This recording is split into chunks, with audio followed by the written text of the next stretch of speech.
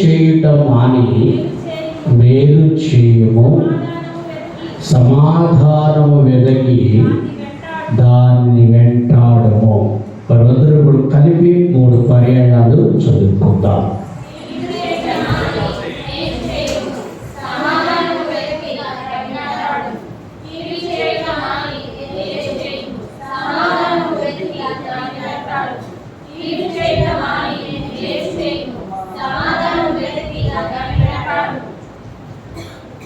ఇక్కడ చదవబడినటువంటి లేఖనములో కీర్తనకారుడు దావీదు రాస్తున్నటువంటి మాటలు. ఇక్కడ అంటున్నాడు, కీడు చేయటం మాని మేలు చేయము, సమాధానము వెదకి దానిని వెంటాడము. ఇక్కడ బహు జాగ్రత్తగా మనం పరిశీలన చేయవలసినటువంటి మాటలు ఎంతో ఉన్నాయి. ఇక్కడ కీడు చేయటం ఏం చేయాలంటే మానేయాలి. మన జీవితాలలో ఎంతమందికి మనం ఏ విధంగా కీడును చేసేటువంటి వారుగా ఉన్నాం. అది మాటల ద్వారైనా కావచ్చు, తలంపుల ద్వారైనా కావచ్చు, నడవడి ద్వారైనా కావచ్చు, చేతల ద్వారైనా కావచ్చు, దేని ద్వారైనా సరే కీడు చేయట ఏం చేయాలట? మానేయాలి. యేసుక్రీస్తు ప్రభుల వారు మన మధ్యకు ఒక హెచ్చరికను తీసుకొని వస్తూ ఉన్నాడు. మనము దేవుని యొక్క రాజ్యములో ప్రవేశించాలి అనంటే, దేవుని రాజ్యానికి హక్కుదారులుగా చేయబడాలి అనంటే, దేవుని యొక్క సన్నిధిలో ఆత్మీయ జీవితంలో ఫలించాలి అంటే, దేవుని సన్నిధిలో వర్ధిల్లాలి అంటే, మనం ఎదుటి వారికి కీడు చేయట మానివేయాలి. ఈనాటి దినాలలో మరి నీ యొక్క కుటుంబంలో కావచ్చు, నీ సమాజంలో కావచ్చు, నీ పొరుగు వారి విషయంలో కావచ్చు, నీ జాబుల విషయంలో కావచ్చు, నీ యొక్క కాంట్రాక్ట్ పనుల విషయంలో కావచ్చు, ఎక్కడైనా కావచ్చు, నీవు కీడు చేయట దేవునికి ఇష్టం లేదు. నీవు మేలు చేయవలసినదే కానీ కీడు చేయుటకు దేవుడు సహించడానికి ఇష్టపడతలేదు. నువ్వేం చేయాలంటే మేలు చేయాలి. మేలు చేసి కీడును అనుభవించడం అంతకంటే గొప్ప ధన్యత మరొకటి లేదు. మేలు చేసి కీడును అనుభవించు. ప్రేమైన వారులారా, ఒక జాగ్రత్తగా మనం పరిశీలన చేయాలి. ఒకసారి ఒక గ్రామంలో మరి ఒక వ్యక్తిని భయంకరుడుగా కీడు చేయటం ప్రారంభించాడు.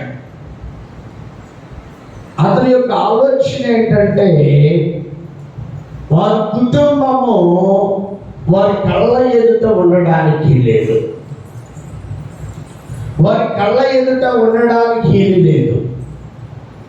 మరి ఇప్పుడు ఏం చేయాలి అంటే, కీడు చేయడం ప్రారంభిస్తూ ఉన్నాడు. చెడ్డ ఆలోచన కలిగిన వ్యక్తిగా ఉన్నాడు, చెడు తలంపులు కలిగినటువంటి వ్యక్తిగా ఉన్నాడు. మరి అలాంటి పరిస్థితుల్లో మరి తన యొక్క ఆలోచన ప్రకారంగా తను ఏం చేశాడంటే, మరి వారిద్దరి మధ్య సత్య సంబంధాలు ఉన్నాయి. ఈ సంబంధాలు ఎలాగూ తెగొట్టుకోవాలి, ఇతను ఏ విధంగా నష్టపరచాలి. చూడండి ప్రేమైన వారులారా, మరి ఒక కుటుంబమే లేకుండా చేయాలని ఒక చెడ్డ ఆలోచన కలిగి ఉన్నాడు. చూడాలి, పేరు రమేష్. మరి చెడ్డ తలంపులు కలిగినటువంటి వ్యక్తి వెంకటేశ్వరరావు. మరి విజయవాడ మరి ప్రకాశం బ్యారేజ్ మీద మరి ఈ యొక్క బైపాస్ పడకముందు మరి అతని పాటు ఒక చెడ్డ ఆలోచన కలిగి ఏం చేశాడంటే అతన్ని లారీ కింద నెట్టేసేసాడు. వెంటనే ఆ లారీ కింద నెట్టేసినప్పుడు వెంటనే తలకాయ పగిలిపోయింది. వారి కుటుంబము రోడ్డును పడాలి. దేవుడు దానిని సహించడానికి ఇష్టపడతలేదు. దేవుడు దాన్ని ఒప్పుకోవడానికి ఇష్టపడతలా. యేసుక్రీస్తు ప్రభువు వారు అంటున్నాడు, నీవు కీడు చేయటం మాని మేలు చేయము, సమాధానం వెదకి దానిని వెంటాడు. ఈ రోజున సమాధానం వెదకటానికి నువ్వు ఇష్టపడగలుగుతున్నావా? ఆ సమాధానము కొరకు ఎదురు చూడగలుగుతున్నావా? ప్రేమైన వారులారా, దేవుని బిడలమైనటువంటి మనము రక్షించబడి మారు మనస్సు పొంది బాప్తీసం పొందిన మనము ఎదుటి వారి ప్రేమను కలిగిన వారిగా ఉండాలి. ఎదుటి వారి ఆప్యాయత కలిగిన వారుగా ఉండాలి. ఎదుటి వారి దేవుని యొక్క ప్రేమ కనుపరిచే వారుగా ఉండాలి. ఎదుటి వారి దేవుని ప్రేమను కనుపరిచిన వారుగా ఉన్నప్పుడు యేసయ్య మన పట్ల ఆయన యొక్క ఉద్దేశాన్ని నెరవేర్చడానికి ఇష్టపడుతున్నాడు. ఈ రోజున ఎదుటి వారిని సహోదరుని ప్రేమించాలి. నీ సహోదరుని భర్తను ప్రేమించాలి, నీ భార్యను ప్రేమించాలి, నీ యొక్క బిడలను ప్రేమించాలి, నీ యొక్క తల్లిదండ్రులను ప్రేమించాలి, నీ ఇరుగు పొరుగు వారిని ప్రేమించాలి. ఎందుకంటే నీ కుటుంబంలో సమాధానం కావాలి, నీ హృదయంలో సమాధానం కావాలి, నీ హృదయంలో సంతోషం కావాలి.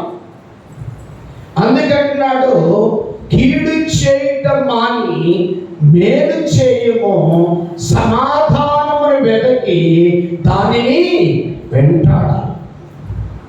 ఈ రోజున దేనిని వెంటాడగలుగుతున్నాం, దేనిని వెంబడించగలుగుతున్నాం? అందుకంటున్నాడు, చూద్దాం. సామెతల గ్రంథం 17వ అధ్యాయం 27వ వాక్యాన్ని చదువుకుందాం. మితముగా మాట్లాడువాడు తెలివి గలవాడు, శాంత గుణము గలవాడు, వివేకము గలవాడు. దేవునికి స్తోత్రం చెల్లిద్దామా? మరొకసారి చెల్లిద్దామా? ఇక్కడ అంటున్నాడు, మితముగా మాట్లాడువాడు తెలివి గలవాడు. మితముగా మాట్లాడుతూ ఉంటాడు అంటే నాకంటే తెలివి కలిగిన వారు ఎవరు లేరు, నేనే గొప్పవాడిని, నేనే తెలివి కలిగిన వాడిని. ఎన్ని గంటలైనా విస్తరించి మాట్లాడుతూ ఉంటాడు. కానీ ప్రేమైన వల్ల వివేకము కలిగినటువంటి వాడు, శాంత గుణము కలిగినటువంటి వాడంట. దేవునికి స్తోత్రాలు చేద్దామా? ఇక్కడ చదవబడిన వివేకము గలవాడు, తగ్గింపు స్వభావం కలిగినటువంటి వాడు, యేసయ్యను ప్రేమించేవాడు, సహోదరుని ప్రేమించేవాడు, సహోదరుని పాటు ఒక మంచి ఉద్దేశం కలిగినటువంటి వాడు, శాంతమునకు కర్త అయినటువంటి వాడు. ఈ రోజున నీవు వివేకి అయినటువంటి వ్యక్తివిగా ఉండాలి. అంటే నీ జీవితంలో ఒక తగ్గింపు తగ్గింపు స్వభావం అనేటువంటిది మనకు కావాలి. ఆ తగ్గింపు స్వభావం ఉన్నప్పుడు మనకేం కలుగుతుందంటే శాంత గుణము కలిగినటువంటి వాడుగా మనం మార్చగలుగుతాం. దేవుని బిడలమైనటువంటి మనము ప్రభువునందు మనం దేవుని సన్నిధిలో మన మాట అయినను సరే దేవునికి సంతోష పెట్టగలిగినటువంటి మాట ఉండాలి. దేవునిని సంతోష పెట్టేటువంటి మాటగా ఉన్నప్పుడు దేవుడు మనలను ప్రత్యేకించడానికి ఆయన ఇష్టపడుతూ ఉన్నాడు. దేవుని యొక్క సన్నిధిలో దేవునిని ఆరాధించేటువంటి వారుగా ఉండాలి. దేవునిని స్తుతించేటువంటి వారు, దేవుని ప్రేమించేవారు, కీడు చేయటం మానివేయాలి. ఈనాటి దినాలు ఒకసారి ఒక తల్లి కోరుకుంటుంది, తన కుమారుడి పట్ల కోరుకుంటుంది. ఏం కోరుకుంటుంది తెలుసా? వీడు ఎన్నడు చేస్తాడు, వీడు ఎన్నడు చేస్తాడు. చూడండి ప్రేమైన వాళ్ళరా, సమాధానం కుమారుని కొరకు సమాధానం వెతకవలసినటువంటి తల్లి, సమాధానం వెంబడించవలసిన తల్లి, సమాధానం కొరకు కనిపెట్టవలసినటువంటి తల్లి కుమారుణ్ణి శపించడానికి, కీడును తలపెట్టడానికి ఇష్టపడుతుంది. దేవుని బిడలమైనటువంటి మనము బహు జాగ్రత్తగా మనం పరిశీలించాలి. అందుకంటున్నాడు, చూద్దాం మత్తయి సువార్త 5వ అధ్యాయం 37వ వచనాన్ని చదువుకుందాం. 37వ వచనం, మీ మాట అవునంటే అవును, కాదంటే కాదని ఉండవలెను. వీటికి మించినది దుష్టుని నుండి పుట్టినది. దేవునికి స్తోత్రాలు చేద్దామా, మరి సరిచేద్దామా. ఇక్కడ చదవబడినటువంటి లేఖనంలో మీ మాట అవునంటే అవును, కాదంటే కాదన్నట్టుగానే ఉండాలి. లేకపోతే వీటికి మించినది ఎక్కడి నుంచి వస్తుందట? దుష్టుని నుండి బయలుదేరుతుంది. దుష్టుని యొక్క ఆలోచన, దుష్టుని యొక్క తలంపులు, దుష్టుని యొక్క నడవడి. దేవుని బిడలమైనటువంటి మనము మన జీవితాలలో దేవుని యొక్క కార్యమును చూసేటువంటి వారుగా ఉండాలి. దేవుని యొక్క సన్నిధిని మనము అనుభవించేటువంటి వారుగా ఉన్నప్పుడు పరిశుద్ధాత్మ దేవుడు తన కార్యమును జరిగించడానికి ఆయన ఇష్టపడుతూ ఉన్నాడు. మనం దేవుని యొక్క సన్నిధిలో మనం ఎలాగూ మరి మన మాట ఉన్నది. ఈ రోజున ఒక ప్రశ్న, మన మాట అవునంటే అవును, కాదంటే కాదన్నట్టుగా ఉందా? లేకపోతే మనము ఎతకవలసిన వాటిని వెతకలేక, వెతకకూడని వాటిని వెతుకుతూ దేవుని యొక్క సన్నిధిలో ఫలించవలసిన మనము ఫలించలేక నష్టమును తెచ్చి పెట్టుకునేటువంటి వారులుగా కనబడుతున్నావేమో. అందుకంటున్నాడు 37వ కీర్తన 27వ వచనాన్ని మనం చదువుకున్నట్లయితే, కీడు చేయటం మాని మేలు చేయము, అప్పుడు నీవు నిత్యము నిలుచుదువు. దేవునికి స్తోత్రాలు చేద్దామా, మరొకసారి చేద్దామా. ఇక్కడ అంటున్నాడు, కీడు చేయటం మాని మేలు చేయము, అప్పుడు ఏం జరుగుతుంది? నీవు నిత్యము ఏం చేస్తారంట? నిలుస్తారంట. ప్రేమ ఎప్పుడు నిలుస్తారు అంటే, ఎదుటివానికి కీడు చేయకుండా ఉన్నప్పుడు, ఎదుటివాని నువ్వు ప్రేమించినప్పుడు, ఎదుటివానికి సహాయం చేసేటప్పుడు, ఎదుటివాని పట్ల ఒక మంచి ఉద్దేశాన్ని కలిగి ఉన్నప్పుడు దేవుడు ఆయన కరుణించడానికి, ఆయన నిత్యము నిలుచున్నటువంటి విధముగా చేయడానికి పరిశుద్ధాత్మను ప్రభువు వారు ఇష్టపడుతూ ఉన్నాడు. దేవుని బిడలమైనటువంటి మనము దేవుని కృప కొరకు మరి కీడు చేయటం మానివేసేయాలి. మరి నిత్యము నీవు నిలవాలి, నిత్యము దేవుని రాజ్యంలో ప్రవేశించాలి. పరిశుద్ధుడు పరిశుద్ధుడు పరిశుద్ధుడని వేవేల దూతల చేత నీవు స్తుతించబడేటువంటి వారిగా నీవు ఉండాలి. దేవుని బిడలమైనటువంటి మనం ఎదుటివానికి హాని చేసేటువంటి ఆలోచన అనేటువంటిది నీతిమంతునిలో కనబడదు. క్రీస్తు రక్తంలో కడగబడినటువంటి వాళ్ళు కనబడకూడదు. యేసయ్యను ప్రేమించేవారిగా ఉండాలి. ఎప్పుడైతే యేసయ్యను ప్రేమిస్తామో, యేసయ్యలో నీవు ప్రేమను కలిగి దేవుని సన్నిధిలో సహవాసం కలిగి ఉంటామో, అప్పుడు దేవుడు మనలను ప్రత్యేకించడానికి ఇష్టపడుతున్నాడు. అందుకంటున్నాడు, చూద్దాం సామెతల గ్రంథం 13వ అధ్యాయం 14వ వాక్యాన్ని చదువుకున్నట్లయితే ఇక్కడ అంటున్నాడు, జ్ఞానుల ఉపదేశము జీవపు ఊట, అది మరణ పాశములో నుండి విడిపించును. నమ్మేటప్పుడు చప్పట్లు కొడితే నమ్మేపోతున్నాం.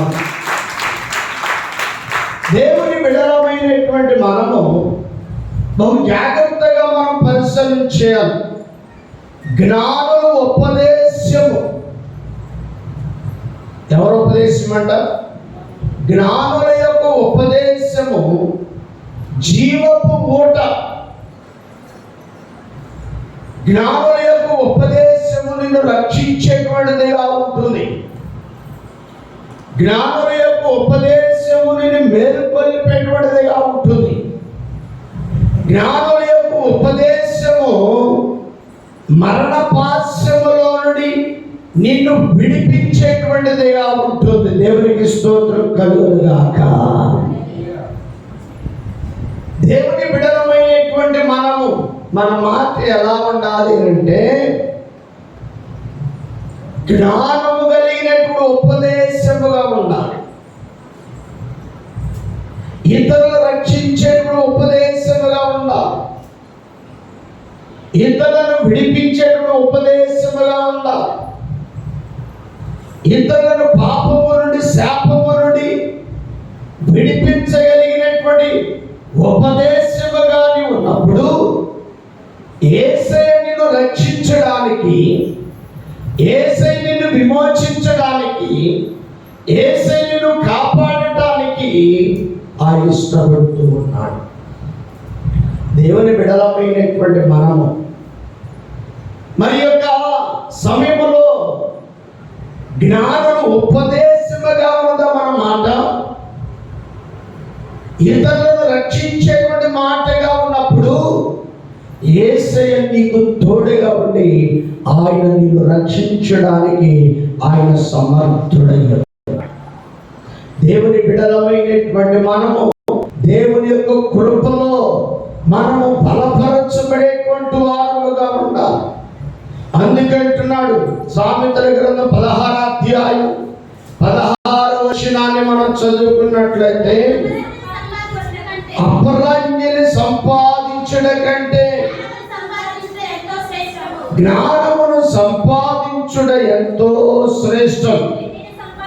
వెండిని సంపాదించుట కంటే తెలివిని సంపాదించుట ఎంతో మేలు. ఇక్కడ మనం గమనించినట్లయితే, అపరంచిని సంపాదించుట కంటే దేని సంపాదించాలంట? జ్ఞానమును సంపాదించాలి. జ్ఞానం అనేటువంటిది చాలా విలువైనటువంటిది. జ్ఞానము ఎదుటి వారికి మేలును కల్పించేటువంటిది, ఎదుటి వారిని హాని చేసేటువంటిది కాదు, ఎదుటి వారిని దూషించేటువంటిది కాదు. ఎదుటివాడిని అపహాసించేటువంటిది కాదు, ఎదుటివాడిని నిందించేటువంటిది కాదు. మరి ఈ రోజున ప్రేమైన వల్ల నీ జ్ఞానము ఎంత శ్రేష్టమైనది. నీ జీవితంలో ఇక్కడ సొలొమోను గారు మాట్లాడుతున్నటువంటి మాట, మరి ఈ యొక్క సొలొమోను మరి జ్ఞానవంతుడిగా ఉన్నాడు, జ్ఞానము కలిగినటువంటి వ్యక్తిగా ఉన్నాడు. అలాంటి జ్ఞానము కలిగిన వ్యక్తి ఇక పుట్టకూడని దేవుడే శ్రమిస్తున్నాడు. దేవునికి స్తోత్రం కలుగునుగాక. దేవుని బిడలమైనటువంటి మనము దేవుని పరిశుద్ధతను కలిగినటువంటి వారముగా దేవుని యొక్క సన్నిధిలో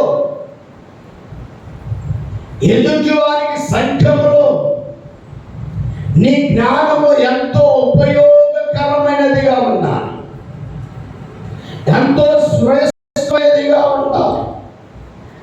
తెలివి కలిగినటువంటి జ్ఞానము కలిగినటువంటి వారుగా ఉండాలి. నీ తెలివి నీ జ్ఞానము చాలా విలువైనటువంటిదిగా ఉండాలి. నీ తెలివి వలన ఎదుటి వారికి మేలు కలగాలి. నీ తెలివి వలన, నీ ఆలోచన వలన ఎలాంటి తెలివి ఈ రోజున ఉంది? నీ కుటుంబాన్ని రక్షించుకునేటువంటి తెలివి ఉన్నదా? నీ కుటుంబాన్ని బాగు చేసుకునేటువంటి తెలివి ఉన్నదా? నీ కుటుంబాన్ని పరిశుద్ధతలో నడిపించేటువంటి తెలివి ఉన్నదా? నీ తెలివి ఎలా ఉన్నది? దేవుని బిడలమైనటువంటి మనము దేవుని యొక్క ఆత్మీయ జీవితంలో మనం ఎలా ఫలించాలి? దేవుని యొక్క సన్నిధిలో ఫలించేటువంటి వారుగా మనం కనబడగలుగుతున్నామా? దేవుని యొక్క సన్నిధిలో దేవుని కొరకు సమర్పణ కలిగినటువంటి వారు ఉండగలుగుతున్నామా? అందుకంటున్నాడు, చూద్దాం, రోమీలకు రాసిన పత్రిక అపోస్తుడైన పౌలు రోమా సంఘముతో మాట్లాడుతున్నటువంటి మాట 12:9 నీ ప్రేమ ఎలా ఉండాలంట? నిష్కపటమైనదై ఉండవలెను, చెడ్డదాన్ని అసహించుకొని మంచిదాన్ని ఏం చేయాలంట? హత్తుకోవాలి. ఇక్కడ చదవబడి నీ ప్రేమ నిష్కపటమై ఉండవలెను. నీ ప్రేమ ఈ రోజున ఎలా ఉంది? కల్మషము లేనటువంటి ప్రేమ నీలో ఉండాలి. మోసం చేసే ప్రేమ, నిందించే ప్రేమ, అసహించుకునే ప్రేమ, ఎగతాళి చేసే ప్రేమ, ముందే మంచిగా మాట్లాడి దాటిపోయిన తర్వాత నిందించేటువంటి ప్రేమ ఉండకూడదు.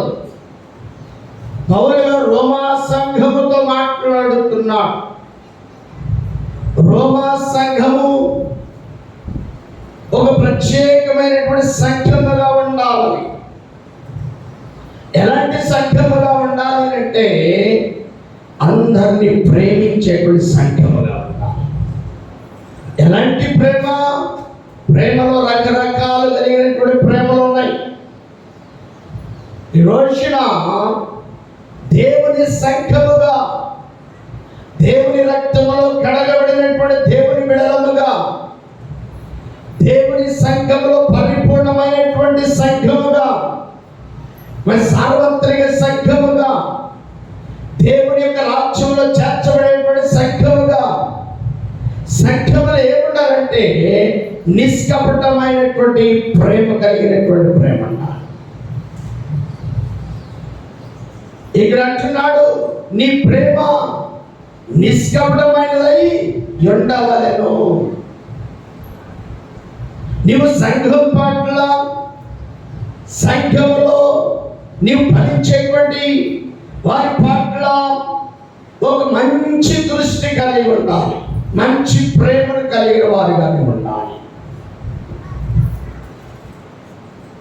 ఒక మంచి ప్రవర్తన కలిగిన వారిగా ఉండాలి.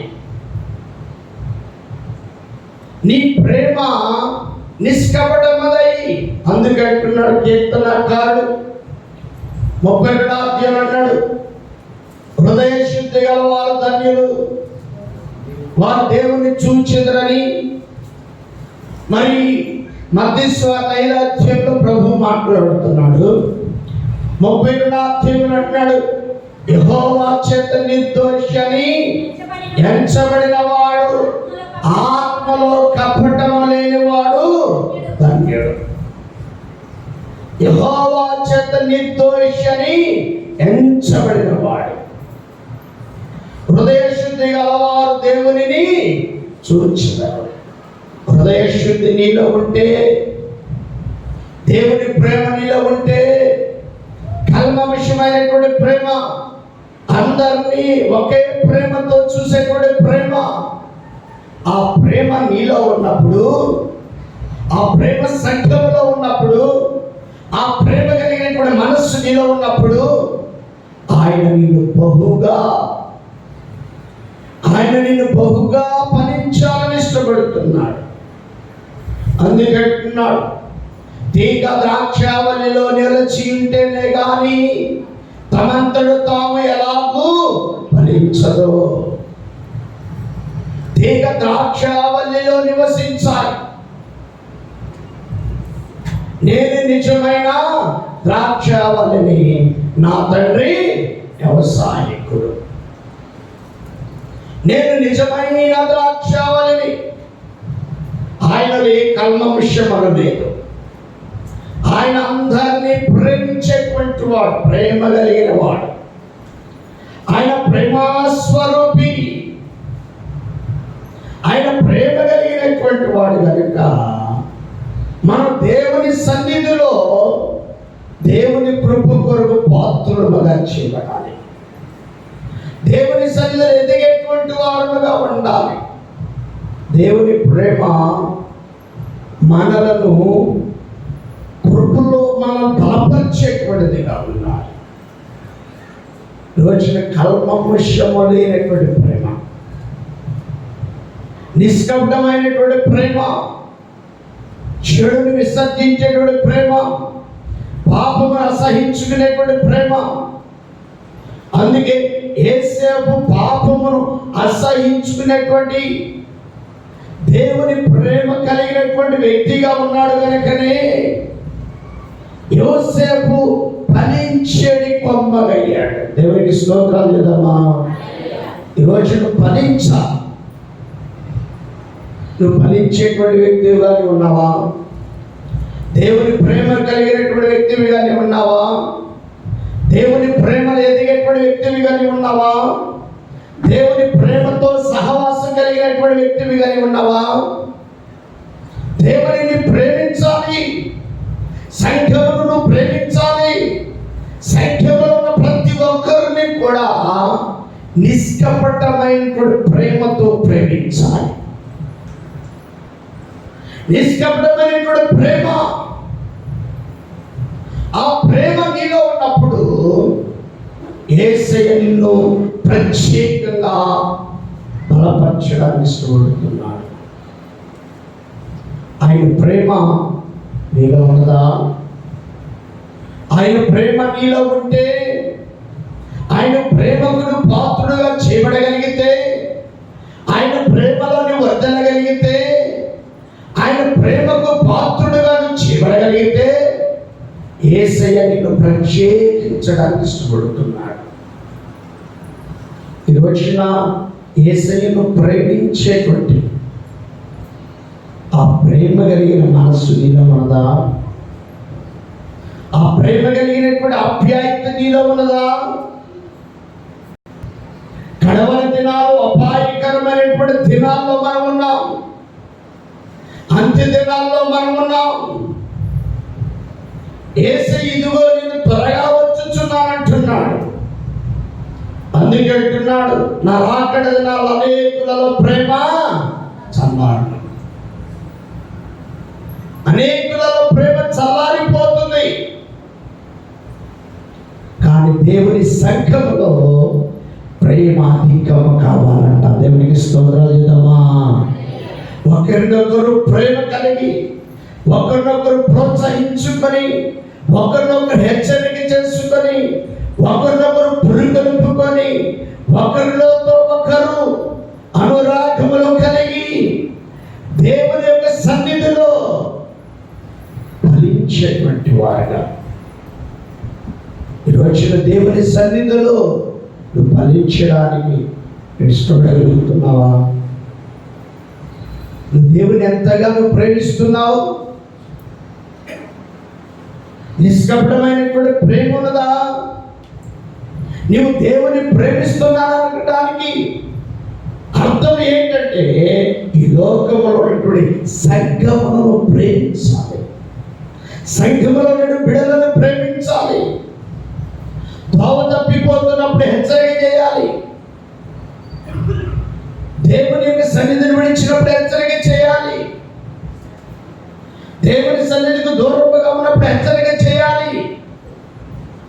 దేవుని యొక్క సన్నిధిలో నీవు ఎదగాలి. నీ తోటి సహోదరునికి ఒక మార్గదర్శిగా సంఘంలో బలపరచబడి వ్యక్తిగా ఉండాలి. దేవుని సన్నిధిలో దేవుని కృప కొరకు పాత్రులుగా చేయబడగలుగుతున్నావా? దేవుని ప్రేమ, దేవుని యొక్క సహవాసము, దేవుని యొక్క సన్నిధి నీలో కనబడగలుగుతుందా? నీలో ఉందా దేవుని ప్రేమ? దేవుని బిడలమైనటువంటి మనము యేసయ్య ఇదిగో నేను త్వరగా వచ్చుచున్నానంటున్నాడు. దేవుని ప్రేమ నీలో లేకపోతే, దేవుని సహవాసం నీలో లేకపోతే, దేవుని గురించినటువంటి ఆప్యాయత నీలో లేకపోతే, దేవుని గురించినటువంటి తీర్మానం నీలో లేకపోతే, దేవుని ప్రేమ నీలో లేకపోతే అపవాది అయిన సాతానుడు నిన్ను బలహీనపరుస్తాడు. ఇప్పుడు నీవు బలవంతులు కావాలి. అందుకే అపోస్తలుడైన పౌలు తిమోతితో అంటున్నాడు, క్రీస్తు యేసు కృప చేత బలవంతుడు కమ్ము. యేసయ్య చేత బలవంతులుగా చేయబడాలి. యేసయ్య చేత బలవంతులుగా చేయబడేటువంటి మనస్సు మనలో ఉండాలి. దేవుని గురించినటువంటి ప్రేమ మనలో ఉండాలి. దేవుని గురించినటువంటి సన్నిధి మనలో ఉండాలి. దేవునికి భయపడగలుగుతున్నావా? దేవునిని ప్రేమిస్తున్నావా? దేవుని సంఖ్యలో ఫలించాలని, తిమోతి వలె ఫలించాలని, తిమోతి వలె నీ ఉండాలని, తిమోతి అపోస్తలుడైన పౌలు యొక్క శిష్యుడుగా చేయబడినప్పుడు ఒక నమ్మకమైనటువంటి శిష్యుడిగా తిమోతి ఉన్నాడు.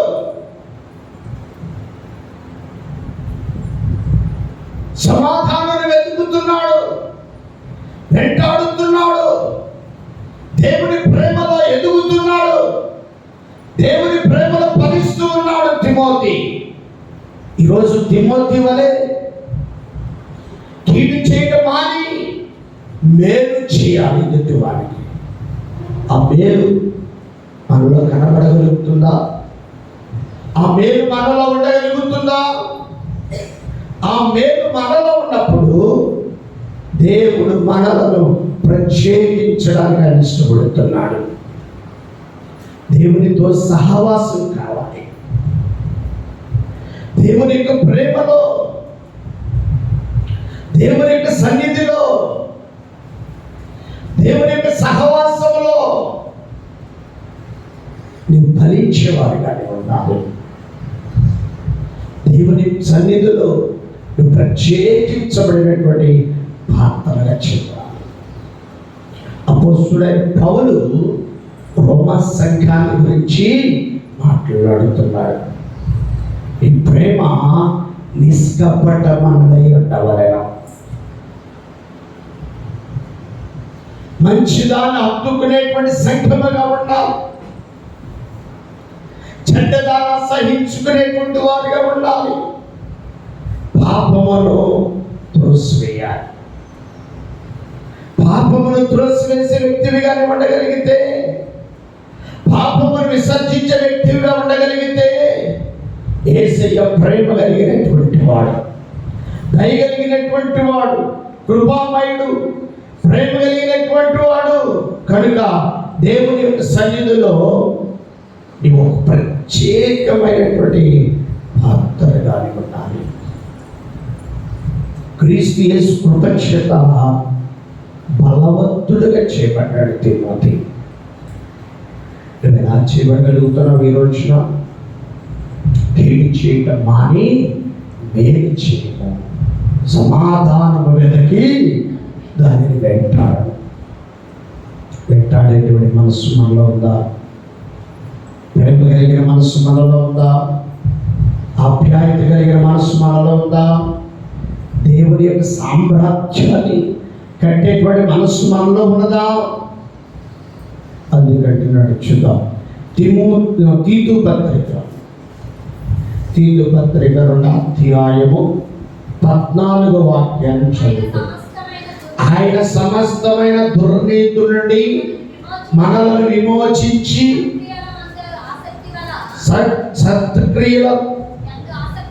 సత్క్రియలందు ఆసక్తి గల ప్రజలను మన కోసరము తన సొత్తుగా చేసుకొనుటకు తన్ను తాను మన కొరకు అర్పించుకొనెను.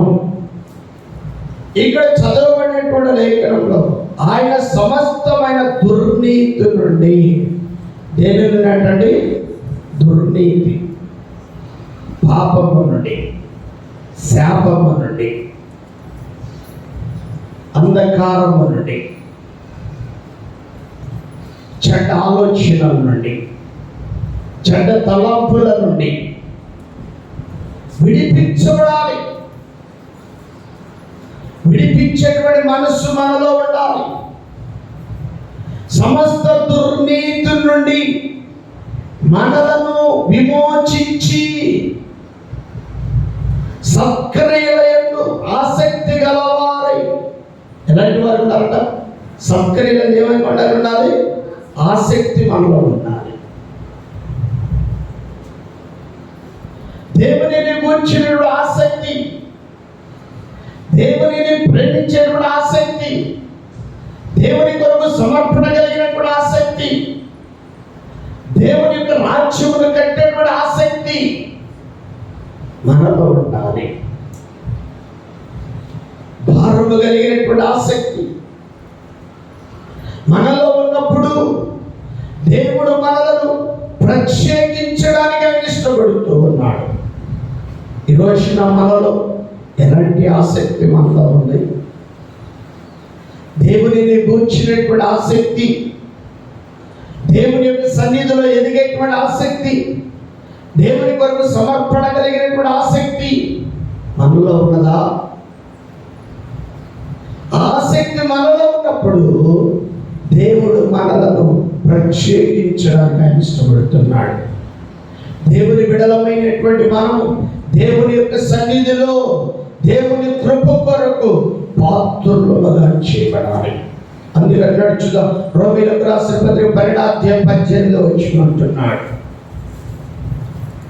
శక్యమైతే మీ చేతనైనంత మట్టుకు సమస్త మనుషులతో సమాధానముగా ఉండుడి. ఇక్కడ చదవబడినటువంటి శక్యమైతే మీ చేతనైనంత మట్టుకు సమస్త మనుషులతో ఎలా ఉండాలంట? సమాధానముగా ఉండాలి, ప్రేమగా ఉండాలి, ఆప్యాయతగా ఉండాలి. ఒకరి యందు ఒకరు ఆసక్తి కలిగిన వారు, ఒకరి యందు ఒకరు దేవుని యొక్క రాజ్యాన్ని కట్టడానికి పురుకొల్పుకునేటువంటి వారు ఉన్నారు. పురిగొల్పు, దేవుని యొక్క రాజ్య సువార్త విస్తరణ కొరకు, దేవుని యొక్క రాజ్య సామ్రాజ్యం కట్టడానికి, సమస్త దుర్నీతుల్ని మనలను విడిపించినటువంటి, విమోచించి ప్రేమ కలిగి మనలను పాపం నుండి శాపం నుండి విడిపించాక రక్తంలో కడగబడిన మనము సమస్త మనుషులతో సమాధానముగా ఉండటం, అందరితో సమాధానముగా ఉండడానికి మన మనస్సు ఎలా ఉంది? మనం ఎలా ఉన్నాం? ప్రేమ కలిగిన మనస్సు మనలో ఉందా? ఆప్యాయత కలిగిన మనస్సు మనలో ఉందా? దేవుని కొరకు సమర్పణ కలిగినటువంటి మనస్సు మనలో ఉన్నదా? దేవుని రాజ్యమును కట్టేటువంటి మనస్సు మనలో ఉన్నదా? దేవుని యొక్క సన్నిధిలో ఎలాగో మనం ఉన్నాం? దేవుని యొక్క సంఖ్యలో మనం దేవుని కొరకు ఎలాంటి సమర్పణ కలిగి ఉన్నాం? మనం సమాధానమును వెతికేటువంటి వారుగా, సమాధానాన్ని వెంబడించేటువంటి వారుగా, సమాధానము కొరకు ప్రయాసపడేటువంటి వారుగా దేవుని సన్నిధిలో ఫలించేవారు ఉంటారు. దేవుని యొక్క సన్నిధిలో కీర్తనకారుడు కీడు చేయటం మాని ఏం చేయాలండి? మేలు చేయాలి. మేలు చేయాలి. చేతనైనంత మట్టికి చేయాలట, మేలు చేయాలి. ఈ సంఘంలో మేలు చేయాలి. నీ సంఘ క్షేమాభివృద్ధి కొరకు, నీ సంఘము విస్తరణ కొరకు, నీ సంఘములో దేవుని కృప కొరకు పాత్రులుగా చేయాలి. ఒకరినొకరు హెచ్చరిక, ఒకరినొకరు పురిగొల్పు, ఒకరి యొక్క ఒకరు ప్రేమ కలిగి దేవుని సన్నిధిలో ఫలించేవారు. ఈ రోజున మనం ఎలా ఉన్నాం? దేవుని సన్నిధిలో ఫలించేటువంటి వారు ఉన్నామా? దేవుని సన్నిధిలో ఎదిగే వారు ఉన్నామా? దేవుని కృప కొరకు పాత్రలుగా చేయబడే వారు ఉన్నామా? దేవుని యొక్క సంఖ్యలో ఎలాగూ ఆయన కృప కొరకు సమర్పణ కలిగి ఉన్నాం. మీ ప్రేమ నిష్కపటమై ఉండవలెను. నిష్కపటమైనటువంటి ప్రేమ. నీ మాట అవునంటే అవును, కాదంటే కాదన్నట్టుగా. ఈరోజు దేవుని కొరకు సమర్పించబడిన మనము ఎలా ఉన్నాం? ఎలాంటి ప్రార్థన జీవితాన్ని మనం కలిగి ఉన్నాం? ఎలాంటి అనుభవం కలిగి ఉన్నాం? క్రీస్తు మనతో మాట్లాడే అనుభవము, క్రీస్తు సన్నిధిలో ఎదిగేటువంటి అనుభవం, పరలోకపు దర్శనాన్ని చూసేటువంటి అనుభవం. యేసయ్య నీతో మాట్లాడి, నువ్వు మాట్లాడే అనుభవం కలిగి ఉన్నావా? మోషే అలాంటి అనుభవం కలిగి ఉన్నాడు. పౌలు గారు అలాంటి అనుభవం కలిగి ఉన్నాడు. నువ్వు కలిగి ఉన్నావా? దేవుడు నీతో మాట్లాడే అనుభవం నీలో ఉన్నదా? దేవునితో సహవాసం కలిగినటువంటి అనుభవం నీలో ఉన్నదా? దేవుని కొరకు సమర్పణ, ఆ త్యాగం నీలో ఉన్నదా? దేవుని బిడలమైనటువంటి మనము క్రీస్తు యేసు కృప చేత బలవంతులుగా చేయబడాలి. దేవుని యొక్క సన్నిధిలో, దేవుని యొక్క సంఘంలో నీవు దేవుని కొరకు ఒక తీర్మానం కలిగి ఉండాలి. ఆ తీర్మానం నీలో ఉన్నదా? ఆ సమర్పణ నీలో ఉన్నదా? ఆ సమర్పణ జీవితం నీలో ఉంటే దేవుడు నీ పాటలో ఒక గొప్ప కార్యం చేయడానికి ఇష్టపడుతున్నాడు. ఎదుటి వారికి మేలు చేసేటువంటి మనసు కావాలి. అలాంటి మనస్సు నీలో ఉన్నప్పుడు ఆయన తన కార్యముని పక్షంగా నెరవేర్చడానికి ఇష్టపడుతున్నాడు. దేవుని యొక్క మాటలు అందరి కొరకు దీవించి మా నడిపించిన గాక. ఆమె ప్రార్థన చేసుకుందాం. ప్రార్థన మరొకరు ప్రార్థన చేసుకుందాం. ఇది మిక్కిలి అనుకూలమైన సమయం.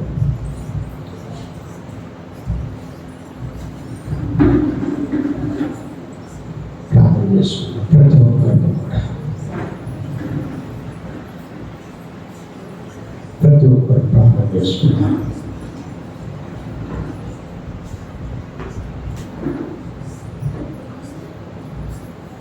దేవుని యొక్క సన్నిధిలో ప్రార్థించుదాం.